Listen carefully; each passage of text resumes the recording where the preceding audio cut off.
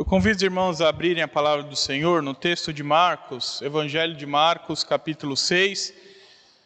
Depois de alguns meses, nós estamos voltando à exposição do Evangelho de Marcos, e vai ser assim mesmo. Então, antes de terminar, eu vou cortar em algum momento para a gente expor outra coisa, e assim vai até o final do Evangelho. A gente parou aí para expor as 7 palavras de Cristo na cruz, depois falamos da compaixão de Deus na exposição do livro de Jonas, e hoje nós voltamos aqui ao Evangelho de Marcos. Jesus ainda está na Galileia, Jesus ainda está não mais no comecinho do seu ministério, mas ainda não no final também, está ali no período de maturação, no meio ali do seu ministério, ainda na Galileia. Jesus fica na Galileia até o capítulo 8 de Marcos, depois ele começa a ir para Jerusalém, e Marcos faz essas 3 etapas aí nos seus evangelhos, depois ele termina falando de Jesus em Jerusalém. A gente ainda está na parte em que Marcos fala do ministério de Jesus na Galileia, e esse ministério que vai até o capítulo 8, Marcos narrando, versículo 26, 27, ou até o 30, 33, e aí depende de estudioso para estudioso, cada um vai colocar num lugar essa quebra, mas vai até ali o capítulo 8, até o fim do capítulo 8, o ministério de Jesus na Galileia, e é sobre ele que nós trataremos aqui. Lembrando os irmãos, o último sermão que eu preguei em Marcos, já tem um tempo, mas se os irmãos lembram bem e voltarem umas páginas aí na sua Bíblia, pode ser uma só no capítulo 5, eu tratei da cura daquele endemoniado, o Gerazeno, depois a filha de Jairo ressuscitada, a mulher do fluxo de sangue que toca nas vestes de Jesus, e ela é curada, e Jesus fala: de onde me saiu esse poder? E aí os discípulos até perguntam, né, Senhor, uma multidão de gente aqui, o Senhor está perguntando de onde saiu o poder, a quem te tocou? Jesus fala, então, explica que alguém foi curado. E aqui Jesus, ele está então saindo da casa de Jairo, indo para Nazaré. Nazaré é o local onde Jesus foi criado. Lembra? Jesus nasce em Belém, da Judéia, tem uma visão, Gabriel aparece para José, manda ele para o Egito, porque Herodes quer matar Jesus. Ele vai para o Egito, passa um tempo no Egito, depois o anjo manda ele voltar para a terra prometida, e aí ele volta não para Belém, mas ele volta para Nazaré. E lá Jesus fica em Nazaré até sair para o seu ministério com 30 anos. Aí ele vai para Cafarnaum, que é 30 quilômetros de distância, para desenvolver seu ministério. Aqui ele está voltando para essa cidade, e não é a primeira vez que ele passa por Nazaré. Lucas vai narrar essa passagem, Lucas 4 vai narrar essa passagem antes de alguns dos eventos que nós vimos.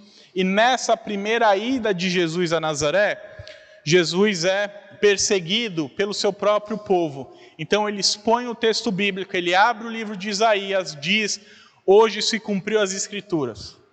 E aí o povo fica irado, quer matar Jesus, leva ele para o alto do monte, e quando vai jogar Jesus sai andando no meio deles lá. A Bíblia meio que parece que Jesus fez todo mundo ficar cego, e para ele sair andando. A Bíblia não revela muitos detalhes, mas parece que deu uma cegueira espiritual lá neles, que eles nem viram quem era Jesus. Jesus saiu andando. Essa é a primeira vez. E agora Jesus está voltando uma segunda vez para a sua cidade, para a cidade de Nazaré.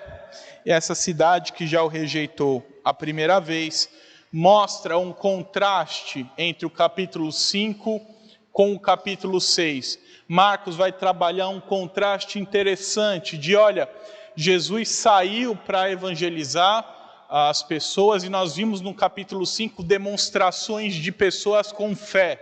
Então um homem é curado de uma legião de demônios, pela fé. Uma mulher toca as vestes de Jesus e pela fé ela é curada. Jairo tem fé e a filha dele ressuscita dentre os mortos. No capítulo 6 nós vemos uma falta de fé. Talvez para Marcos mostrar que o ministério de Jesus, a pregação do Evangelho, não é só flores, nem tudo é só beleza.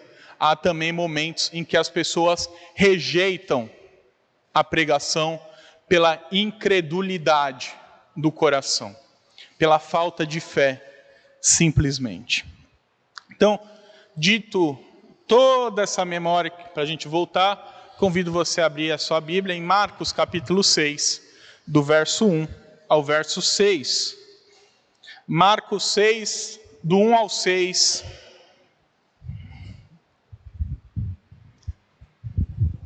Marcos capítulo 6, do verso 1 ao verso 6.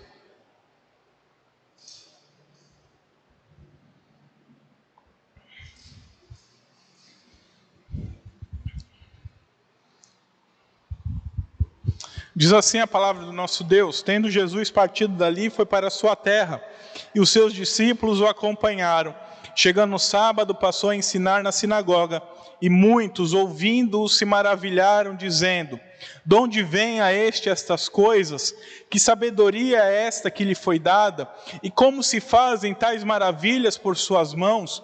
Não é este o carpinteiro, filho de Maria, irmão de Tiago, José, Judas e Simão? E não vivem aqui entre nós suas irmãs? E escandalizavam-se nele. Jesus, porém, lhes disse: não há profeta sem honra, senão na sua terra, entre os seus parentes e na sua casa. Não pôde fazer ali nenhum milagre, senão curar uns poucos enfermos, impondo-lhes as mãos. Admirou-se da incredulidade deles. Contudo, percorria as aldeias circunvizinhas a ensinar.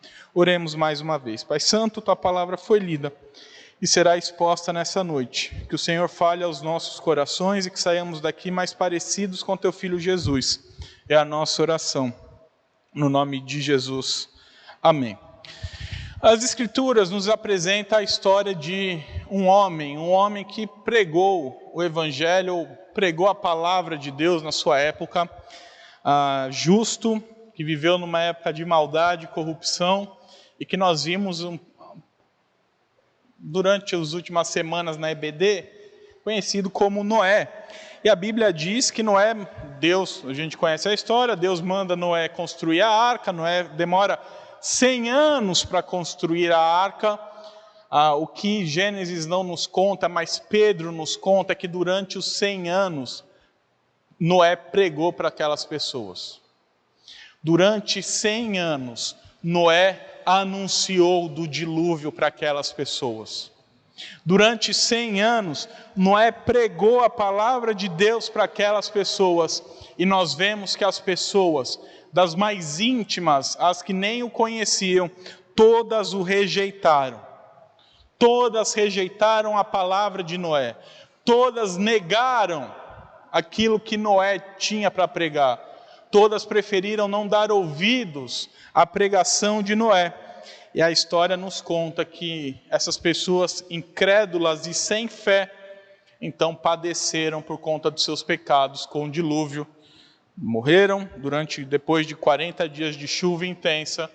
Todas as pessoas do mundo, com exceção de Noé, sua esposa, seus filhos e as mulheres de seus filhos, morreram porque negaram, rejeitaram durante 100 anos a pregação de Noé.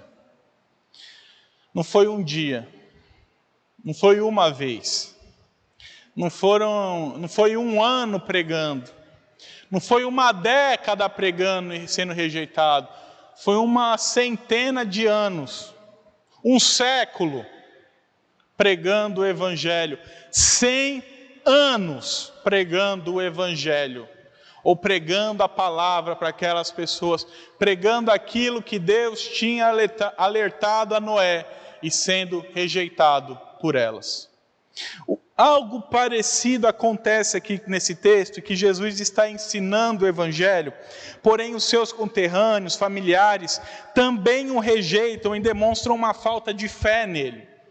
Nós veremos que eles se mantêm incrédulos quanto à pregação de Jesus, mostrando que a incredulidade de coração não se limita só ao tempo de Noé. Mas se nós percebermos bem, a incredulidade do coração das pessoas e a rejeição à pregação do Evangelho não se limita só à época de Noé e à época de Cristo. Nós ainda passamos por isso. Nós ainda lutamos com isso. Quantas vezes você pregou o Evangelho e o sujeito não deu a mínima para o que você estava falando? Entrou por um ouvido, saiu pelo outro. Isso quando não zombam, ou falar e lá vem o crente, e vai falar e zomba. Pessoas que se mantêm incrédulas, pessoas que se mantêm sem fé naquilo que é pregado a elas. Não é algo exclusivo da época de Noé, não é algo exclusivo da época de Jesus, não é algo exclusivo dos nossos tempos. Isso sempre existiu. E o povo de Deus sempre lidou com isso. A gente às vezes pensa assim, não, porque hoje está muito difícil pregar o Evangelho. As pessoas não querem escutar. Mas sempre foi assim. Sempre foi assim. Sempre existiu uma geração de pessoas incrédulas, sem fé, que rejeitavam o Evangelho. Mas é interessante ver a reação de Jesus a essa falta de fé, para nós nos inspirarmos naquele que é o nosso modelo, naquele a quem a gente deve obedecer e seguir o que ele faz, porque mesmo quando é zombado, mesmo quando é rejeitado, Jesus não para de ensinar o Evangelho. Jesus não deixa, ele não fala, aqui não deu certo, não é para mim isso, vou fazer outra coisa. Pelo contrário, ele continua e continua ensinando. Quando rejeitado, Jesus não fica desmotivado. Ele não abaixa a cabeça e aceita do jeito que é as coisas. Pelo contrário, nós veremos que ele continua, e que ele prega, e que ele ensina. E esse é o texto e o tema do texto que nós trataremos essa noite. Nós falaremos sobre essa rejeição e como essa rejeição fez com que Jesus continuasse pregando e ensinando o Evangelho. Por isso, o tema do sermão dessa noite é: Jesus ensina o Evangelho mesmo sendo rejeitado. Jesus ensina o Evangelho mesmo sofrendo rejeição. E a primeira lição desse texto é que Jesus ensina o Evangelho mesmo sendo rejeitado, e isso serve de lição para os discípulos. Jesus ensina, é rejeitado, e isso serve de lição para aqueles que obedeciam e para aqueles que seguiam a Jesus. O verso 1 diz assim, convido você a acompanhar a leitura: tendo Jesus partido dali, foi para a sua terra e os seus discípulos o acompanharam. É importante dizer uma coisa: Jesus aqui ele sai da casa de Jairo, ele vai com... Lembra, quem foi para a casa de Jairo não foram todos os apóstolos, foi o clube dos 3 mais próximos para ver a ressurreição. Os demais ficaram onde estava sendo o velório lá da filha de Jairo. Mas nesse momento ele reúne os 12 e vai em direção à sua cidade natal. E é interessante o termo aqui, a Bíblia traduz bem aqui para a sua terra, e o termo aqui em grego é patris, que é a ideia de pátria. Jesus foi para a sua cidade natal, Jesus foi para a sua terra de fato, e como dissemos, a cidade natal de Jesus é Belém da Judéia. Mas a identificação de Jesus com Nazaré é tão grande que Jesus é chamado de o Nazareno. Jesus, o Nazareno. É mais ou menos como algumas pessoas que vieram, por exemplo, eu tenho um vô que veio do Pernambuco para São Paulo. Então, ele nasceu em Pernambuco, aí com 5 anos veio para São Paulo e construiu a vida aqui. Então ele é muito mais identificado com São Paulo do que com Pernambuco. Ele quer morrer aqui, ele quer viver os últimos dias dele aqui. A família dele está aqui. É mais ou menos isso que aconteceu com Jesus. É bem parecido com isso que aconteceu com Jesus. Nasceu em outro lugar, mas foi criado, desenvolveu raízes, passou muito tempo, cresceu em Nazaré. Uma cidade pobre, uma cidade de camponeses, uma cidade sem relevância dentro da cultura judaica, tanto que Natanael falou, pode vir coisa boa de Nazaré? Essa cidade, que apesar de não ser bem vista, é uma cidade religiosa, ao ponto de ter uma sinagoga, e é para lá que Jesus vai, nós veremos. E nessa saída da casa de Jairo, provavelmente de Cafarnaum a Nazaré, eles percorrem aí todos os discípulos 32 quilômetros de viagem. E aqui surge uma questão: por que que Jesus faz questão de ir para lá, depois de passar pelo que ele passou da primeira vez, levando os seus discípulos? E a resposta mais óbvia, olhando para o contexto, é que Jesus quis ensinar. Que pregar o Evangelho, que ensinar o Evangelho, não só tem resposta de fé. Lembra, eles estão vindo de um momento em que Jesus falava, ensinava, maravilhas aconteciam, uma multidão se aproximava, pessoas querendo ouvir Jesus, pessoas querendo tocar em Jesus, pessoas com fé, cheias de fé. E Jesus, então, me parece que ele pega os discípulos e fala assim, eu vou ensinar mais uma lição para vocês. Vou levar vocês para um local onde vou pregar e não vai ter fé. Onde eu vou pregar e não vai ser a mulher que vai tocar nas minhas vestes. Pelo contrário, as pessoas vão ficar bravas comigo. A multidão não vai juntar em amor. A multidão vai juntar para me matar. Por isso que ele sai com seus 12 apóstolos, anda 30 quilômetros, depois de aparentemente tudo dar certo, para uma cidade onde ele já foi uma vez, já o recebeu mal, e ele sabia que seria mal recebido novamente. E esse texto traz, essa primeira porção do texto traz uma lição valiosa para as nossas vidas. É que a gente precisa aprender a valorizar o campo mais difícil que nós temos. O campo que nós talvez seremos mais zombados e rejeitados, mas que é um campo essencial, que é o campo da nossa família. Jesus não deixou de ir para Nazaré. Jesus foi para os seus. Jesus foi para Cafarnaum, foi para fora da Decápole. Jesus saiu, foi para Jerusalém. Mas Jesus volta para os seus.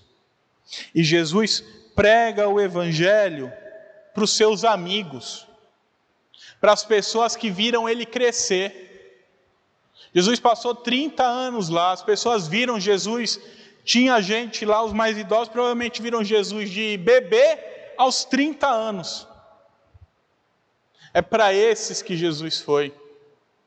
Os meninos que Jesus brincava na infância, já homens, para a família dele que morava em Nazaré, a família que tinha pedido textos antes, se os irmãos voltarem a alguns capítulos, capítulo 4, capítulo 3, a gente vai ver Jesus sendo confrontado pela própria família, que sai de Nazaré para Cafarnaum para pedir para Jesus parar com o ministério, porque aquilo está trazendo vergonha para a família.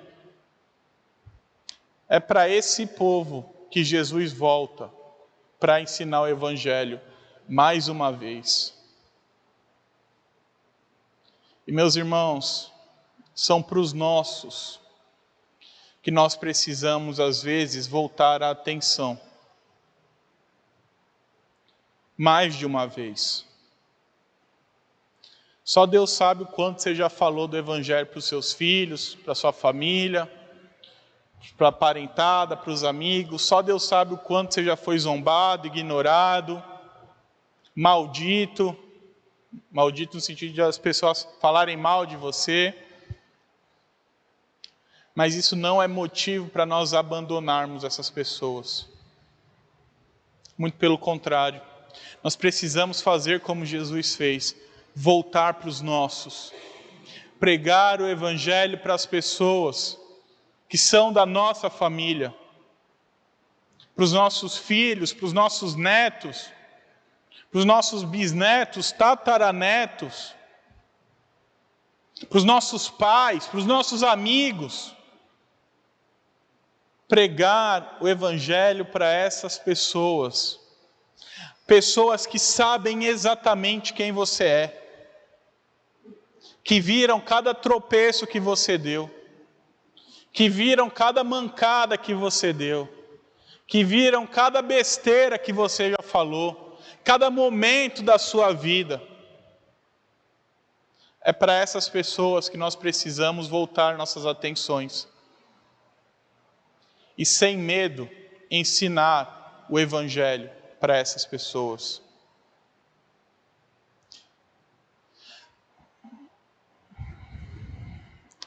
Essa é a primeira lição do texto, então. A primeira lição do texto é que Jesus ensina o Evangelho mesmo sendo rejeitado. E isso serve de lição para os discípulos dele. Isso serve de lição para nós. Que o Evangelho não é só flor. Pregar o Evangelho é muito bonito, ver o Evangelho sendo pregado e aquela conversão. A gente escuta a história dos missionários e a gente fica achando que é tudo flor. Não, porque qual príncipe? Charles Spurgeon converteu 10.000 durante seu ministério. Mas ninguém sabe quantos milhões de pessoas Spurgeon pregou e ridicularizaram dele. Quantas milhares de pessoas, milhões talvez, já que o alcance dele era global. A gente escuta aí Billy Graham pregando o Evangelho e milhares, milhões se convertendo. A gente não sabe quantos milhões falaram mal dele, rejeitaram a pregação dele. Se mostraram incrédulos ao que ele pregou. Portanto, Jesus ensina isso a nós. Que há momentos em que nós pregaremos o Evangelho e seremos rejeitados. Mas a segunda lição que o texto nos traz é que Jesus ensina o Evangelho e é rejeitado por ser homem. Simplesmente por ser humano. Por ser um ser humano, Jesus é rejeitado.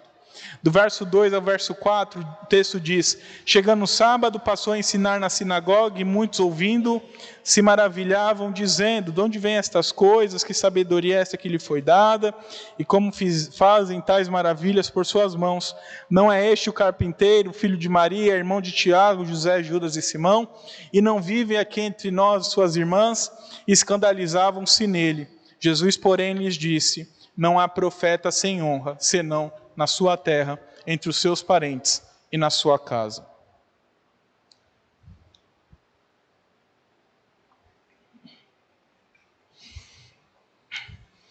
Essa segunda parte do texto diz que Jesus foi rejeitado, mesmo ensinando o Evangelho, pelo fato de ser homem.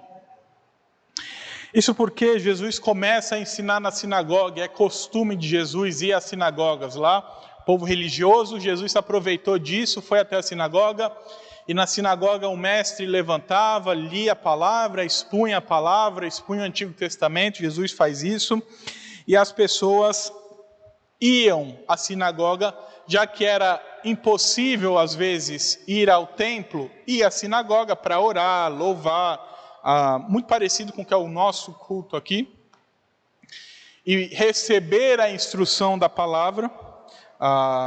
E Jesus foi lá para pregar o Evangelho, ensinar a palavra a essas pessoas, e durante a sua pregação, muitos o escutaram, muitos se admiraram do seu ensino e perguntavam coisas como ele fala tais coisas?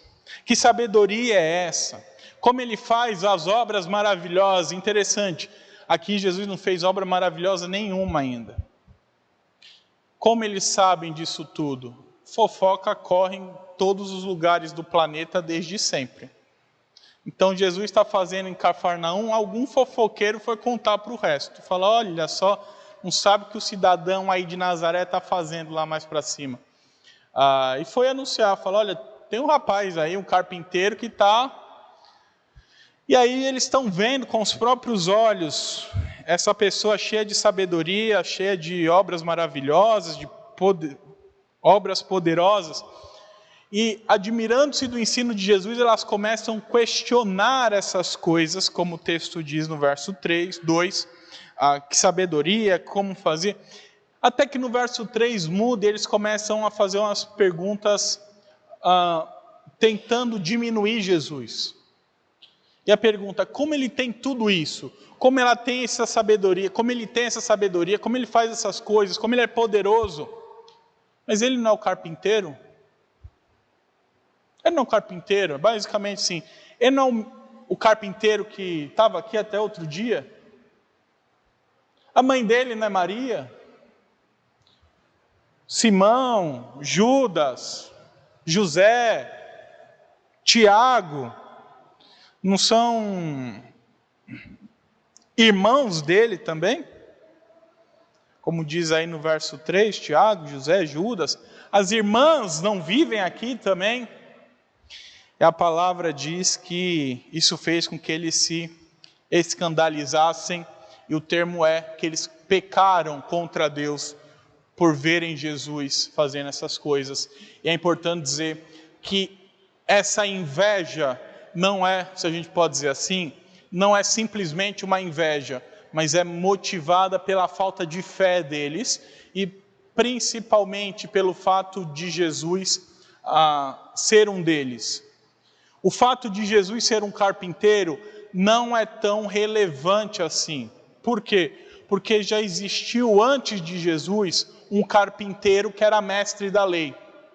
Então, Shammai é o nome do cidadão, ele foi rabi, depois de ser carpinteiro por um tempo, ele foi um rabi de renome, um dos rabis importantes dentro de uma casa, uma escola chamada a Casa de Hillel, que era uma visão mais conservadora da lei, uma visão mais rígida dos costumes judaicos, e que era a visão predominante na época.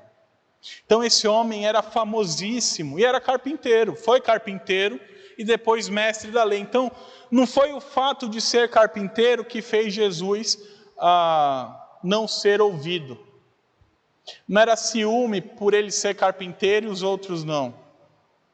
O que motiva essa rejeição é o fato deles não terem fé em Jesus.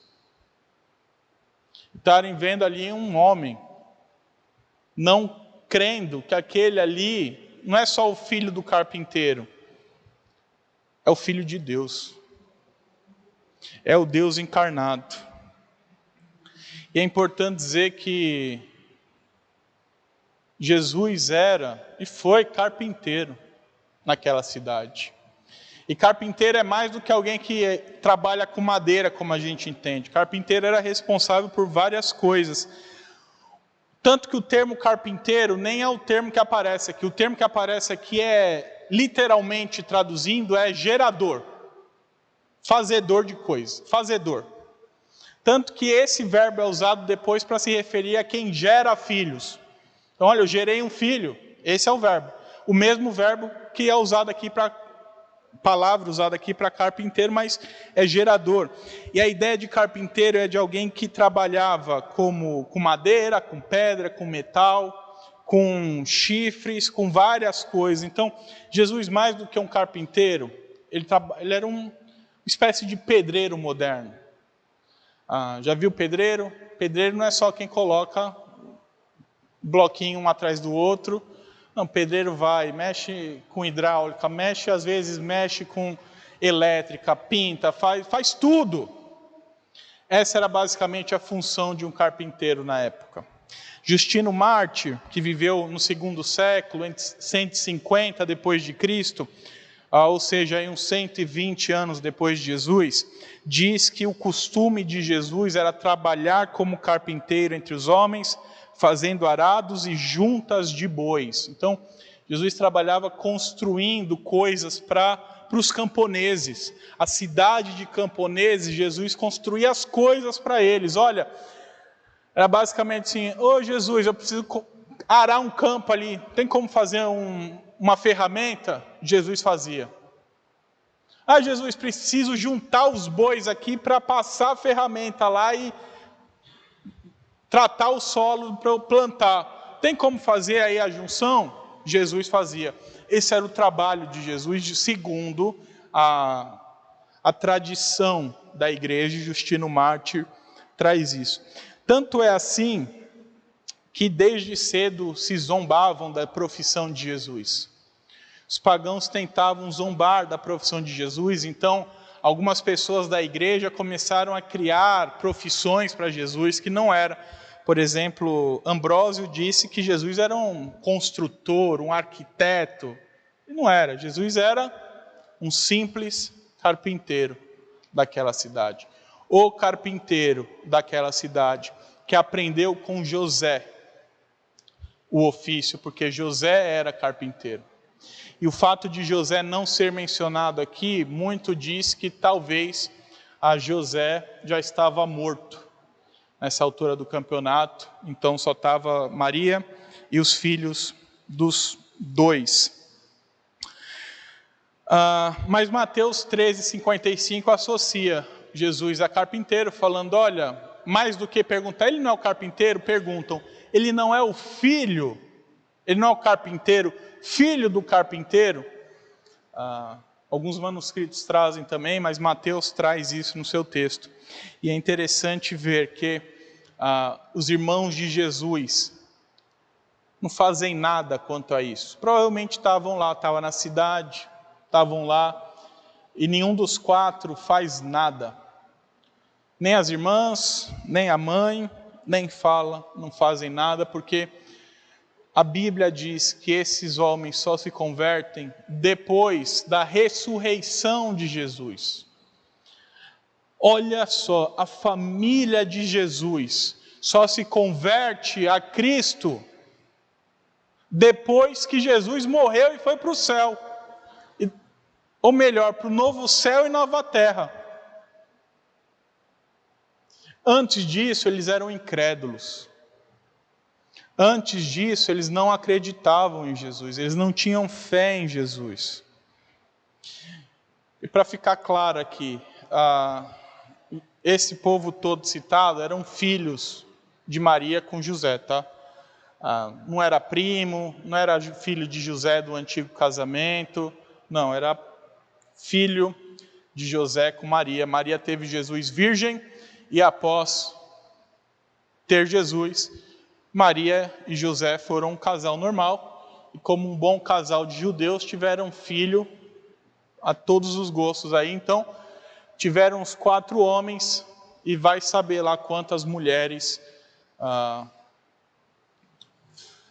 como filhos. Mas, olhando para Jesus, esse povo então ele começa a se escandalizar. E esse povo fica irado, e esse povo peca contra Deus, porque não aceitavam que Jesus era o Filho de Deus, porque não aceitavam que Jesus era o Deus encarnado. Não criam nisso, não criam que Ele era aquele que vinha para salvá-los dos seus pecados. Mais uma vez, o problema não é a profissão de Jesus. Eles não estão com inveja do que Jesus era um carpinteiro e agora está falando bonito. O problema deles é falta de fé. O problema deles é incredulidade. O problema é que eles não acreditavam em Jesus. Eles não aceitavam Jesus como Filho de Deus, como Salvador da vida deles. E então Jesus responde com um provérbio que não está na Bíblia, mas é um provérbio antigo, conhecido em todas as culturas, só muda o jeito de falar, mas toda cultura tem. No Brasil a gente tem o nosso também, que é santo de casa não faz milagre. Você já escutou? Talvez você que é marido já escutou bastante essas coisas. Mas na cultura judaica tinha, e na cultura grega também tinha. E Jesus aqui ele usa esse provérbio para falar, olha,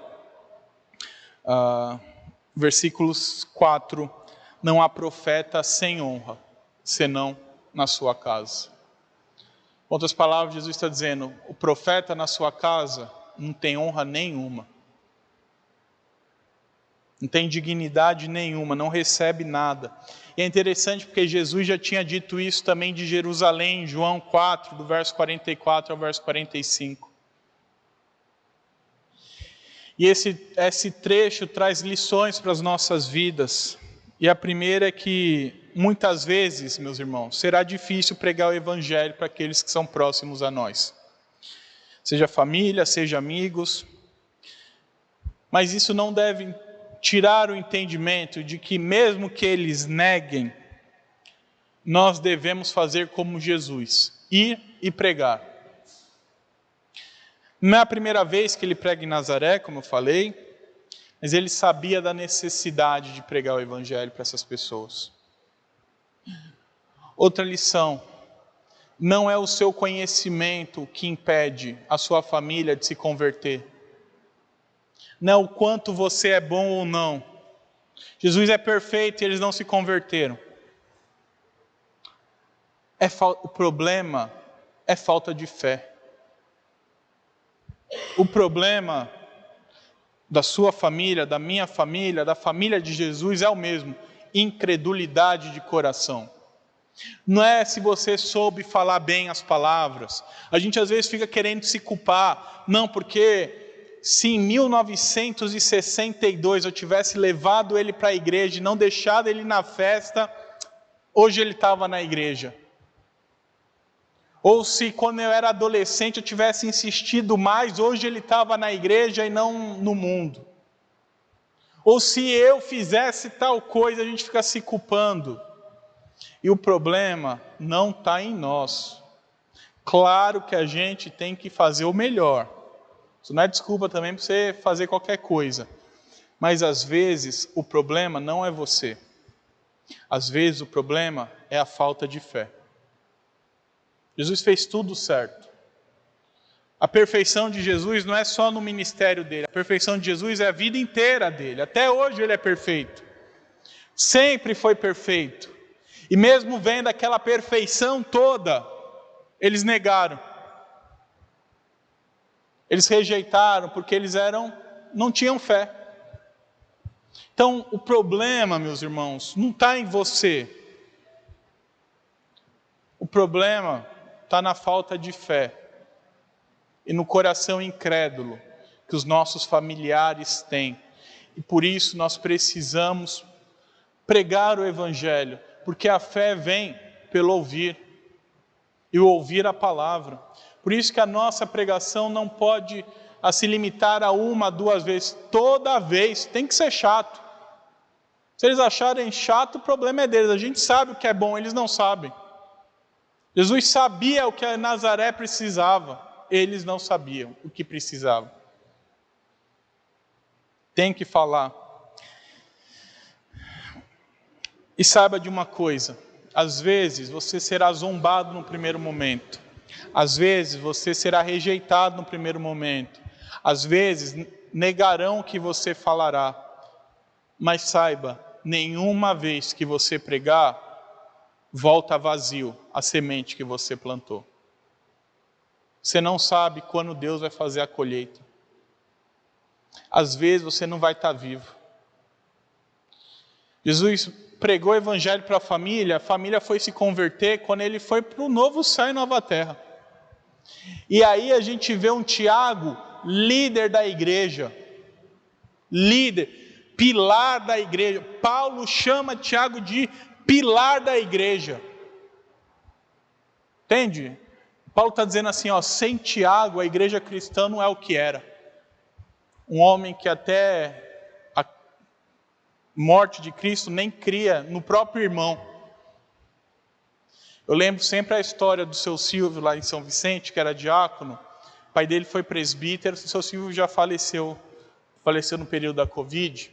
Mas eu lembro da história que ele contava que o pai dele foi presbítero e o pai dele sempre pregava o evangelho.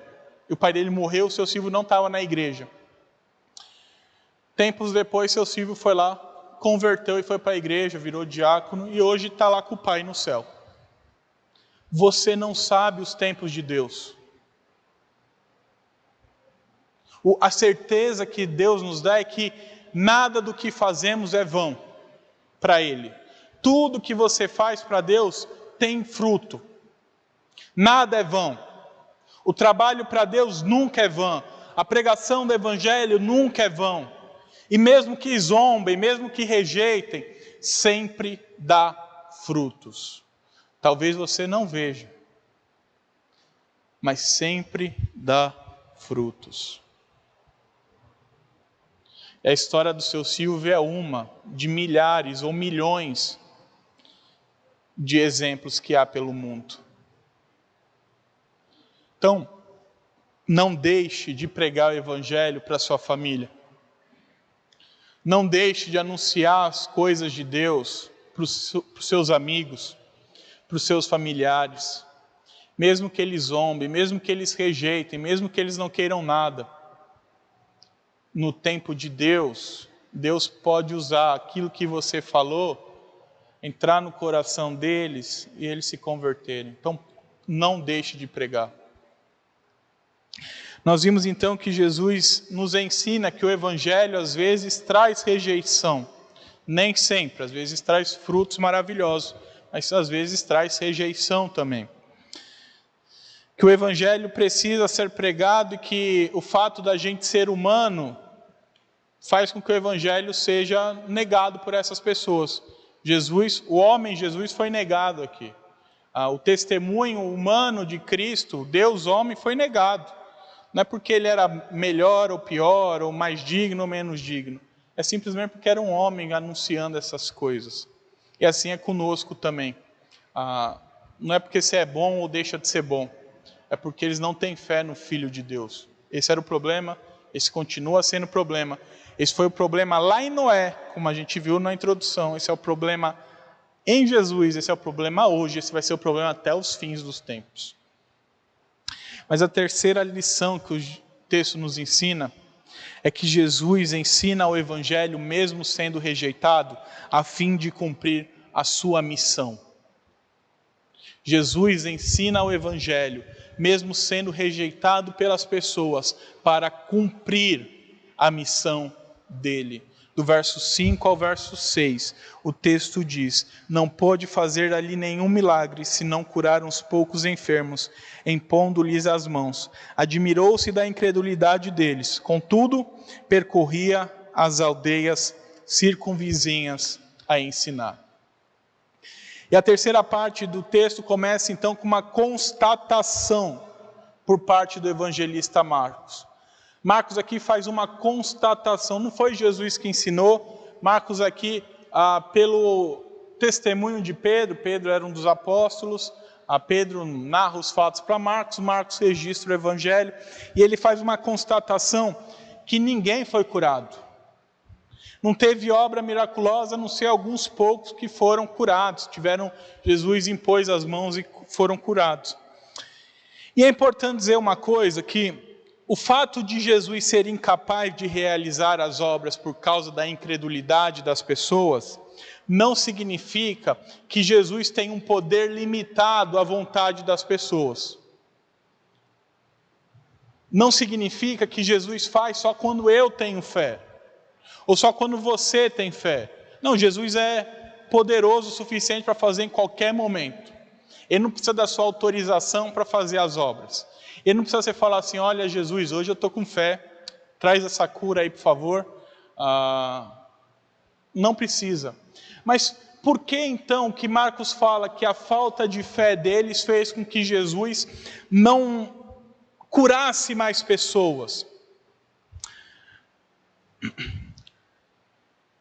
Ao contrário do que alguns teólogos defendem, e teólogos importantes que vão colocar essa limitação no poder de Deus, eu coloco a limitação não no poder, mas na missão de Jesus. Qual é o propósito dele curar aquela multidão? Qual é o propósito dele expulsar demônios? Se a cura das multidões, a cura dos enfermos e a expulsão dos demônios sempre esteve ligado ao ensino do Evangelho. Jesus não é um mago pagão. Jesus não é um mago que você vai lá e fala: Jesus, hoje eu quero cura. Aí Jesus fala assim: está curado, obrigado. Jesus não cura por curar. Jesus não expulsa por expulsar demônios. Tudo isso corroborava com a missão de Jesus, que era ensinar o Evangelho. Ele pregava o Evangelho. E essa pregação, junto com as pessoas sendo curadas e a expulsão de demônios, tudo isso contribuía para a fé das pessoas. Jesus já ensinou, e aquelas pessoas rejeitaram o ensino. Não tem porquê Jesus continuar. Não tem porquê, não tem propósito, não tem missão. Porque eles já o negaram, eles já rejeitaram. E Jesus não quer ser conhecido, porque o foco principal de Jesus não é ser lembrado como quem cura, como o expulsador de demônios, como o curador das pessoas. O foco de Jesus é ensinar o Evangelho às pessoas. Pregar o Evangelho às pessoas. Cura e expulsão é consequência do ensino, da proclamação. Eles não existem sem aquilo. Porque quando a gente cura e expulsa demônios, mas sem propósito nenhum, a gente fez como qualquer curandeiro é capaz de fazer. E digo mais, tenho família em religiões afrodescendentes.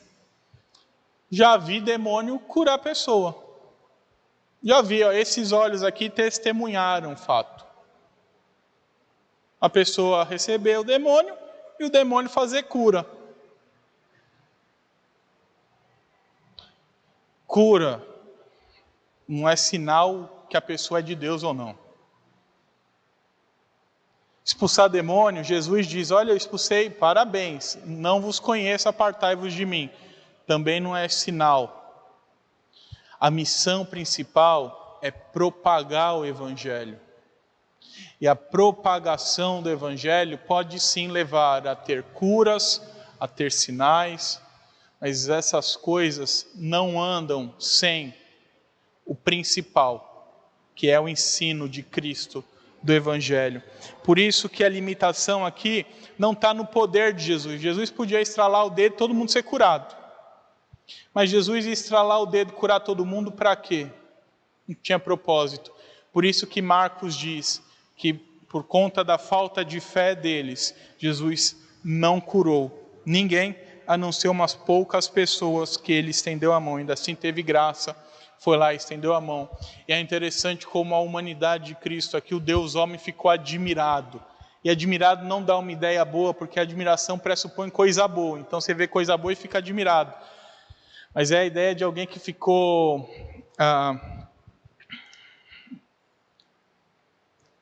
impressionado. Sabe quando você fica impressionado com alguma coisa? E aí você fica... Jesus ficou assim, com a falta de fé daquelas pessoas. A falta de fé era tão grande que Jesus ficou impressionado com aquilo.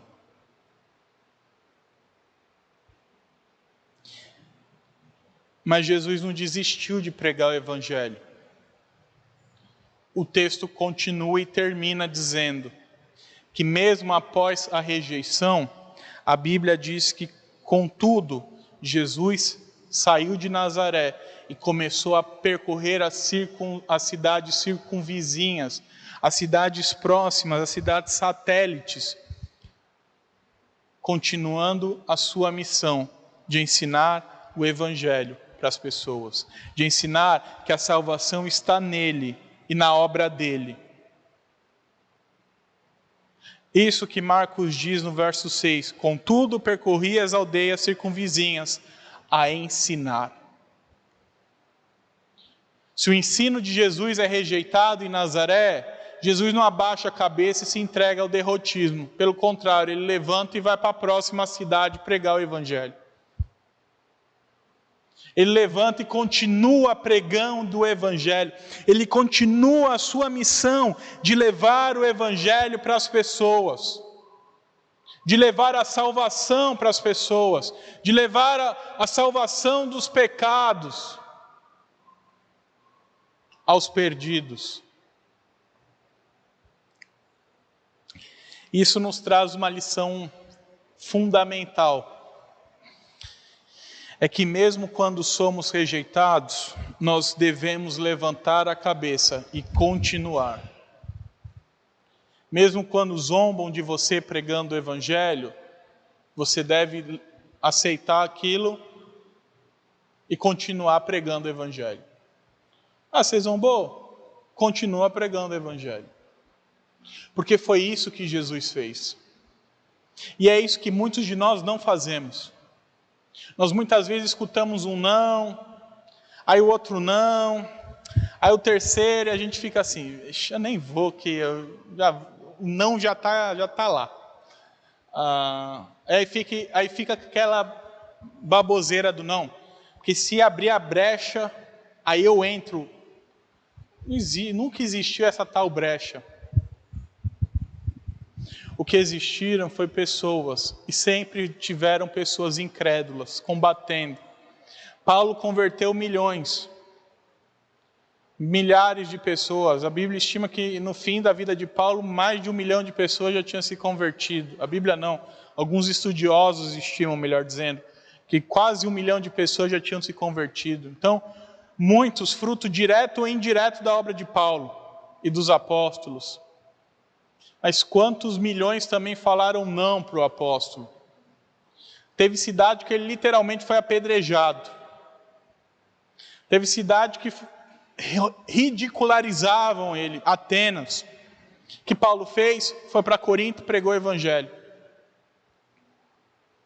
Saiu lá de Derbe, Listra, que tinham tentado matar ele, foi, pregou o Evangelho e voltou para pregar o Evangelho nessas cidades.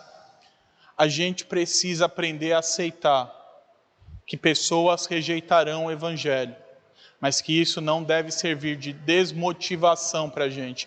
Pelo contrário, isso tem que servir de combustível para a gente continuar pregando o Evangelho. Assim como Jesus fez. Jesus recebeu o não da família, dos amigos, da cidade que ele cresceu. Ele não foi para casa chorar e reclamar da vida. Ele foi para a cidade mais próxima continuar a fazer aquilo que ele deveria fazer, que era proclamar o Evangelho, ensinar o Evangelho, levar a salvação para as pessoas. Então, meus irmãos, nós vimos que, assim como Noé que pregou e foi rejeitado, Jesus também ensinou o Evangelho, foi rejeitado pelos seus, e isso serviu de lição para os seus discípulos. Também fez com que ele fosse rejeitado por ser próximo àquelas pessoas, por ser um homem, e a falta de fé do coração daquelas pessoas não permitir com que elas crescem nele. E isso tudo aconteceu para ele cumprir a missão e continuar cumprindo a missão dele. E olhando para essa passagem, olhando para o exemplo de Jesus, uma pergunta que fica para a nossa breve reflexão é: será que a gente tem imitado a Cristo nessa insistência em pregar o Evangelho, em ensinar o Evangelho, mesmo sendo rejeitados pelas pessoas? Será que nós temos tentado imitar Jesus nesse aspecto? Porque nós vimos num texto um Deus que nos ama ao ponto de, mesmo sendo rejeitado, ainda continuar ensinando, ainda perseverar no ensino do Evangelho. Nós devemos crer então que há muitos que rejeitarão, e você vai pregar e muitos rejeitarão, mas muitos se converterão. Muitos se dobrarão ao Cristo ressurreto. Muitos dobrarão seus joelhos e confessarão que Ele é o único Senhor.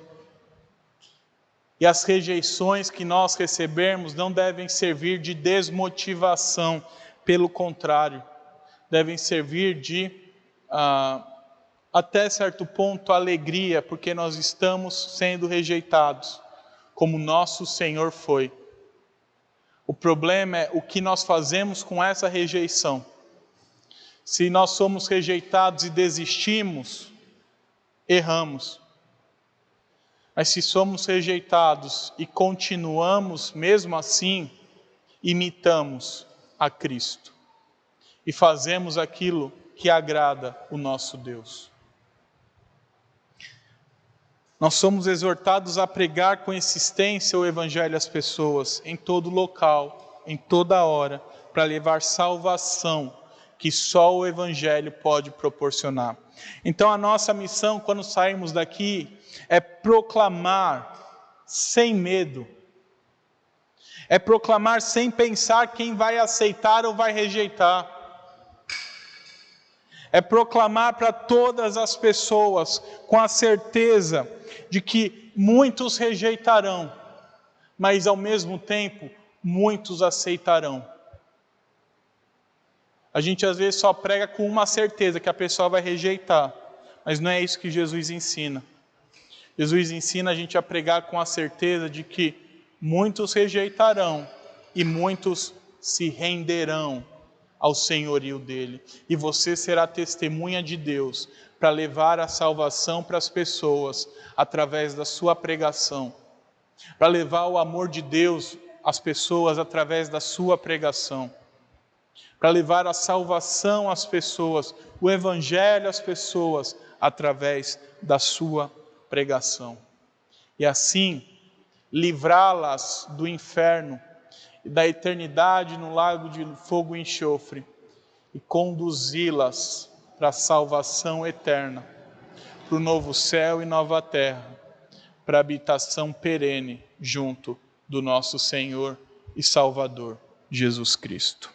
Que Deus nos abençoe e que você possa orar nessa noite. Tenha você e Deus um momento de oração. Coloque a sua vida diante do Senhor e peça coragem a Deus para que, mesmo com tanta rejeição que talvez você já enfrentou, que Ele te dê coragem para continuar. E que as rejeições que você ainda enfrentará não tirem a sua coragem de pregar o Evangelho. E também ore pela sua família, para que Deus possa dar fé aos corações. Lembra, Ele é o autor da fé. Ele quem transforma os corações. A gente precisa pregar, mas a gente precisa também orar, pedindo para que Deus transforme os corações dessas pessoas. Então, oremos, pedindo primeiro, para que Deus molde o nosso coração, que nós preguemos o Evangelho em todo o tempo. E segundo, para que Deus molde o coração dos nossos familiares. Oremos, depois de um breve tempo, eu nos conduzirei a Deus numa oração.